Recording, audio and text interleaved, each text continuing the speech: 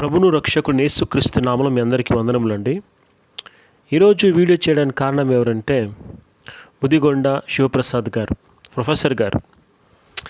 ఆయన జాంబవంతుని కొలిస్తే అరగొండుపై బొచ్చు వస్తుందని ఒక టైటిల్ పెట్టి దాంట్లో మాట్లాడిన ఒక పాయింట్ని మీ ముందు హైలైట్ చేయాలని ఈ వీడియో చేస్తున్నాను. లాస్ట్ టైం ఇదే టైటిల్ మీద యోహాను సువార్తలు 24వ అధ్యాయం చూపించండి అని వీడియో చూశారు మీరు. ఇప్పుడు ఈయన ఏమంటున్నాడంటే ఈ వీడియో యొక్క లింక్ డిస్క్రిప్షన్ బాక్స్లో ఇస్తాను, ప్లీజ్ దాన్ని మిస్ చేయకుండా చూడండి. అప్పుడు నేను చేసిన వీడియోకి మీకు ఫుల్ క్లారిటీ వస్తుంది, అండర్స్టాండింగ్ బాగుంటుంది. ఆ వీడియోలో మొదటి నిమిషం 46 సెకండ్ నుంచి రెండో నిమిషం 4 సెకండ్ దాకా ఈ మాటలు ప్రొఫెసర్ గారు మాట్లాడతారు. ఏమని? మొదటి గాస్పల్ కాదది, మాథ్యూ గాస్పల్ తర్వాత ఎవడో రాశాడు. ఫ్లేవియస్ అని ఒక రోమన్ కింగ్ టైటస్ మొదటి గాస్పల్ లూకా అంటాడు. అంటే ఏం చెప్పాలనుకుంటున్నానంటే మొదటి గాస్పల్ ఎవరో రాశాడు, ఆ మొదటి గాస్పల్ రాసింది మాథ్యూ కాదు, రాసింది ఫ్లేవియస్ టైటస్ అంట. నాకు ఇది విని చాలా ఆశ్చర్యం అనిపించింది. ప్రొఫెసర్ అయి ఉండి నేను కొంతగాని ఇంతవరకు రీసెర్చ్ చేయకోకున్నట్టు ఇంత బ్లాటెంట్గా ఈయన మిస్ఇంటర్ప్రిటేషన్ చేస్తున్నాడు కదా అని ఆలోచన వచ్చింది.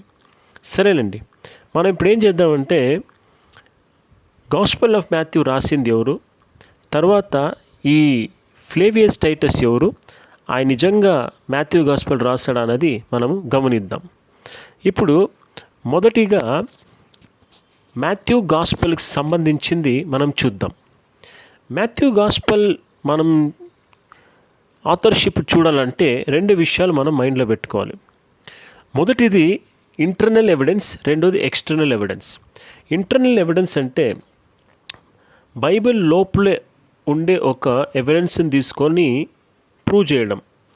ఎక్స్టర్నల్ ఎవిడెన్స్ అంటే బైబిల్ బయట ఉండి హిస్టోరియన్స్ మరి చర్చ్ ఫాదర్స్ మాట్లాడే విషయాన్ని తీసుకొని దాన్ని అడాప్ట్ చేసి ఆథర్షిప్ ప్రూవ్ చేయడం. మొదటిగా ఇంటర్నల్ ఎవిడెన్స్ మనం గమనిద్దాం. ఏమంటే మీరు ఇక్కడ స్క్రీన్ షాట్ చూడొచ్చు. Knowledge and interest in currency terms. మీరు ముందు గమనించిన ఒక విషయం ఏంటంటే మాథ్యూ పేరు వచ్చి లేవి అని, అనగా మార్క్ రాసిన సువార్త 2వ అధ్యాయం 14వ వాక్యంలో, లూకా రాసిన సువార్త 5:27లో ఈ మాట మనం చూడగలుగుతాం. ఏమని?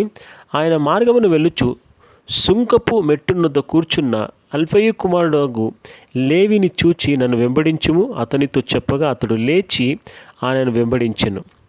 మరి ఇంకొక వాక్యం, అటుపిమ్మట ఆయన బయలుదేరి లేవి అనే ఒక సుంకపు మెట్టునొద్ద కూర్చున్నట్టు చూచి నన్ను వెంబడించమని అతనితో చెప్పగా. అప్పుడు మాథ్యూ పేరేమి?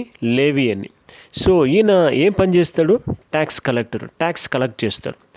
అప్పుడు దీని బేస్ మీద knowledge and interest in currency terms అని ఒక విషయాన్ని గమనించవచ్చు. మొదటి point, Matthew is only gospel to mention gold, కైరోస్ 4 times అనమాట.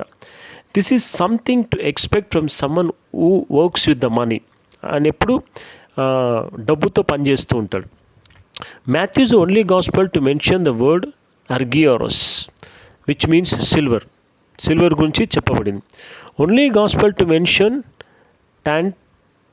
టాటోన్టన్ which means talents, another form of currency. Author of Matthew used the more precise term nomisma for the coin used in the dispute over the tribute rather than Mark's and Luke's denarion in the same story. Only gospel to mention didrachomon, silver coin.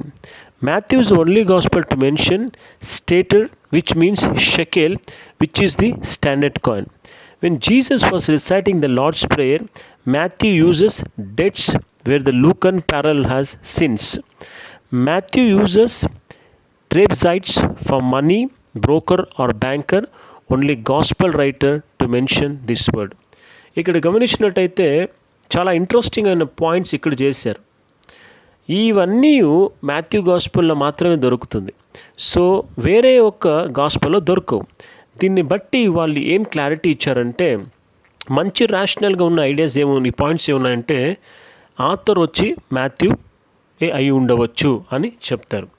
ఇది ఇట్లున్నప్పటికీ ఇప్పుడు మనము external support తీసుకుందాం. External support ఏముంది? Papias of Asia Minor ఈయన ఏమంటాడంటే, so then Matthew compose the oracle in Hebrew language and each one interpreted them as he could. First ఆయన Hebrew లాంగ్వేజ్లోనే రాశాడు, తర్వాత ఆయనకి ఎంత సాధ్యమవుతుందో అంతే ఇంటర్ప్రెట్ చేశాడని. తర్వాత వచ్చి ఐరేనియస్ ఆఫ్ ఫ్రాన్స్ నేనేమంటాడంటే, Matthew published his own gospel among the Hebrews in their own tongue when Peter and Paul were preaching the gospel in Rome and founding the church there. Matthew gospel publish చేశాడు దేంట్లో? హీబ్రూలో, in their own tongue. అయితే Peter and Paul were preaching the gospel in Rome అని చెప్తాడు, అనగా హీబ్రూలో అది రాశాడని. తర్వాత గమనించినట్లయితే ప్యాంటేనస్ ఈయనేమంటాడు, Eusebius tells of a missionary named Pantaenus who travelled to India around 180. ఒక మిషనరీ గురించి చెప్తాడు, ఆయన పేరు ప్యాంటేనస్ అని. ఇది యూసిబిస్ చెప్తాడు. యూసిబిస్ ఒక చరిత్రకారుడు, నార్మల్ వ్యక్తి కాదు, ఒక చరిత్రకారుడు. ఆయన ఏమంటాడంటే, he there for found his own arrival anticipated by some who there was acquainted with the gospel of Matthew, to whom Bartholomew one of the apostles had preached and had left them gospel of Matthew in Hebrew which was also preserved until this time అంటాడు. అనగా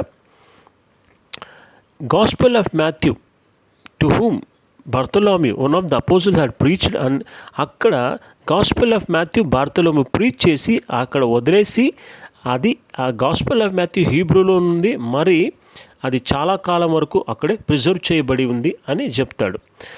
ఇది ఇట్లున్నప్పటికీ next మనం గమనించినట్టయితే, టెర్టులియన్ in Carthage కానీ ఇదే విషయాన్ని చెప్పుకొస్తాడు. ఆరిగన్ కానీ ఇదే విషయం చెప్పుకొస్తాడు. ఏమని? Among the 4 gospels I have learn by tradition the first was return that according to Matthew who was one of the tax collector but afterwards an అపోజిల్ of Jesus Christ who published it for those who from the Judaism came to believe అంటాడు. ఆయన కానీ ఏమంటాడు, among the 4 gospels tradition ప్రకారంగా first gospel ఏదైతే ఉందో అది మాథ్యూది, ఆయన ఒక ట్యాక్స్ కలెక్టర్ అయి ఉండే అని చెప్తాడు. తర్వాత యూసిబియస్ ఆఫ్ సిసేరియా ఈయన కానీ ఏమంటాడు, Matthew also having first proclaimed the gospel in Hebrew, which when on the point of going also to the other nations committed to writing in his own tongue and thus supplied the want of his presence to them by his writing అంటారు. ఈయన కానీ ఈ gospel వచ్చి హీబ్రూలో రాశాడు, తర్వాత native టంగ్లో అది వచ్చి translate చేయబడింది అని చెప్తాడు. ఇది ఇట్లున్నప్పటికీ ఇది ఎక్స్టర్నల్ ఎవిడెన్స్, ముందు మనం చూస్తుంది ఇంటర్నల్ ఎవిడెన్స్. ఇప్పుడు ప్రొఫెసర్ గారు ఏమన్నారంటే, ఫ్లేవియన్ టైటస్ ఈయన ఈ యొక్క సువార్త రాశాడని చెప్తారు. ఇంతకీ ఫ్లేవియస్ టైటస్ దీన్ని రాశాడా లేదా అని మనం గమనిద్దాం. ఈ టైటస్ అంటే ఎవరు? ఇక్కడ మీరు చూడొచ్చు. టైటస్ వచ్చి తన తండ్రి అయిన వెసెపియన్ మరణం తర్వాత సింహాసనాన్ని అలంకరిస్తాడు. ఈయన ఫ్లేవియన్ డైనాసిటీ యొక్క మెంబర్, అనగా ఫ్లేవియన్ డైనాసిటీ ఏది ఉందో సామ్రాజ్యంకు దానికి చెందిన వ్యక్తి ఈయన. ఆయన దాని ఒక మెంబర్. ఈయన ఏమంటే బిఫోర్ బికమింగ్ ఎంపరర్, రాజు అయ్యే కన్నా ముందు Titus gained renown as a military కమాండర్గా ఒక మంచి పేరు ఉన్నింది. తన ఫాదర్ కిందనే ఆయన పనిచేసేవాడు జుడియాలో. అది during first Jewish Roman war.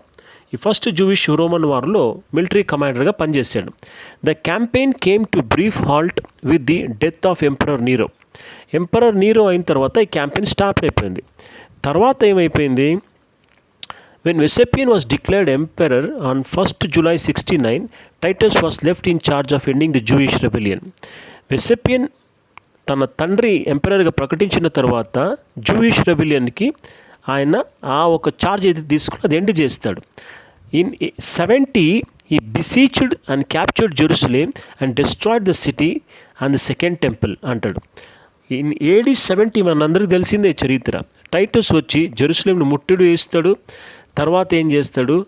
సిటీని డిస్ట్రాయ్ చేస్తాడు, సెకండ్ టెంపుల్ని కానీ డిస్ట్రాయ్ చేస్తాడు. ఇప్పుడు పాయింట్ నెంబర్ 1, ఇప్పుడు నిజంగా యేసు ప్రభుని సొంత రక్షకును అంగీకరించినదైతే సెకండ్ టెంపుల్ని ధ్వంసం చేయడు, జెరూసలేం విరుద్ధంగా ఆయన పోడు, ఎందుకంటే వాళ్ళందరూ దేవుని ప్రజలై ఉన్నారు కాబట్టి. Point to be noted. తర్వాత ఏమవుతుందో తెలుసా, ఇదొక లాజిక్ గమనించండి. For this achievement Titus was awarded a triumph. The arch of Titus commemorates his victory to this day అంటారు. ఈ ట్రైంప్ ఏదైతే అవార్డు చేయబడిందో దాన్ని ఒక పాయింట్ మీకు చెప్పేస్తాను. ఏమంటే ది రోమన్ ట్రైంప్ అంటే అదొక ఊరేగింపు లాగా ఉంటుంది, ఒక ప్రొసెషన్ లాగా, అదొక సివిల్ సెరమనీ అనమాట. And religious right of ancient Rome, సాంప్రదాయకంగా వాళ్ళ ధార్మికంగా వాళ్ళు చేసుకుంటారు అనమాట. Held publicly to celebrate, publicly వాళ్ళు సెలబ్రేట్ చేస్తారు ఈ సక్సెస్ మిలిటరీ కమాండర్ ఎవరైతే చేస్తాడో అది. ఈ చేస్తూ ఏం చేస్తారంటే ట్రెడిషనల్గా వీళ్ళు ఏం చేస్తారంటే ఇక్కడ గమనించండి, on the day of his triumph, ఎప్పుడైతే విజయం పొందుకొస్తాడో the general wore a crown of a laurel and all purple, ఒక కిరీటాన్ని పెట్టుకొని పర్పుల్ కలర్ డ్రెస్ చేసుకొని gold embroidered triumphal painted toga regalia that identified him as a near divine or nearly king. అప్పుడు ఈ ఏదైతే టోగా పిక్టాన్ ఉందో, పెయింటెడ్గా ఉందో, ఇది గోల్డెడ్ ఎంబ్రాయిడరీ ఉందో, అది ధరించిన తర్వాత చాలా దైవికంగాను మరి చాలా రాజుకి దగ్గరగాను ఉన్నట్టు వాళ్ళు చూపిస్తారనమాట. And was even known to paint his face red, ముఖాన్ని కానీ రెడ్గా పెయింట్ చేస్తారు. ఈ rode in a 4 horses chariot through the streets of Rome, 4 గుర్రములున్న ఒక రథం మీద కూర్చొని రోమ్ ఒక వీధుల్లోకి నడిచిపోతారనమాట. ఇన్ అన్నామ్ ప్రొసెషన్, ఏ ఆయుధం లేకోకున్నట్టు ఆ ప్రొసెషన్లో మూవ్ అవుతారు. తర్వాత విత్ హిస్ ఆర్మీ క్యాప్టివ్స్, ఎవరైతే చెరపట్టబడ్డారో వారితో, దోచుకో వచ్చిన వాటితో, యుద్ధంలో ఏదైతే దోచుకో అన్ని ఊరేగింపులతో వస్తారు. వచ్చి ఎక్కడికి వస్తారు, ఇక్కడ గమనించండి, అట్ జూపిటర్స్ టెంపుల్, జూపిటర్ అనే ఒక దేవాలయం దగ్గర, అండ్ ది క్యాపిటోలైన్ హిల్, ఈ క్యాపిటోలైన్ కొండపైన he offered A sacrifice and the tokens of his victory to the God Jupiter అని. జూపిటర్ అన్న దేవతకి బలి అర్పించి ఒక విక్టరీకి ఏమేమి ఉందో అది టోకన్ లాగా అర్పిస్తాడనమాట. ఇప్పుడు టైటస్ నిజంగా యేసు ప్రభుని అంగీకరించినట్టయితే ఈ ఊరేగింపులు పొందుకున్నా కానీ, ఊరేగింపులో ఒక పార్టిసిపేట్ చేసినా కానీ, ఇక్కడ మీరు గమనించిన విషయం ఏంటంటే జూపిటర్ టెంపుల్కి పోతాడు, అక్కడ సాక్రిఫైస్ చేస్తాడు, జూపిటర్ టెంపుల్ అయిన ఆ జూపిటర్ గాడికి మొక్కుతాడు.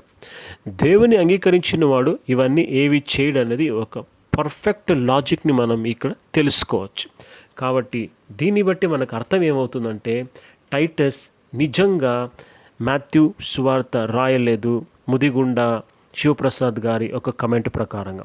ఇంకొక విషయం గమనించినట్టయితే, in contrast to the ideal portrayal of Titus in Roman histories, Roman చరిత్రకి సంబంధించిన ప్రకారంగా జీవిష్ మెమొరీ జీవిష్ వారికి ఏముంది తెలిసే మెమొరీ, టైటస్ ద వికెడ్, చాలా దుష్టుడు అనమాట Titus, remembered as an evil oppressor and destroyer of the temple, చాలా ఈవిల్ అప్రెసర్, మరి ఈ టెంపుల్ని డిస్ట్రాయ్ చేసిన వాళ్ళలాగే వీళ్ళు మెమోరీలో పెట్టుకున్నారు. For example, one legend in Babylonian Talmud describes, ఒక లెజెండ్ ప్రకారంగా బాబిలోనియన్ టాల్ముడ్లో ఏం రాయబడిందంటే, Titus as having had sex with or on Torah scroll inside the temple during his destruction అని.